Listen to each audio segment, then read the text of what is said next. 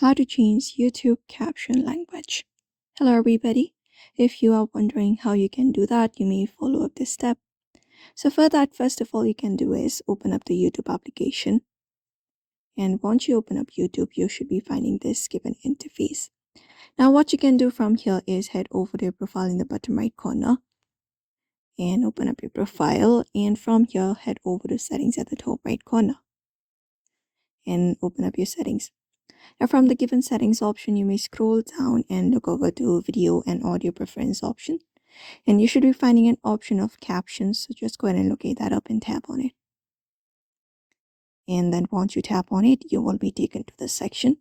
So the thing is, we have this option of show captions. You may turn it on. And we have this more options as well. Click on it. And when we go over to more options, we have this option of language.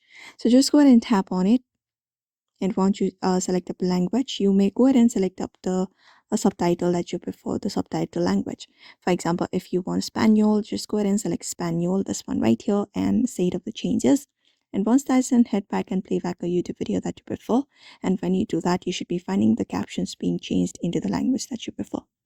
So this is it. You may follow the same process in order to change your captions language in your device as well.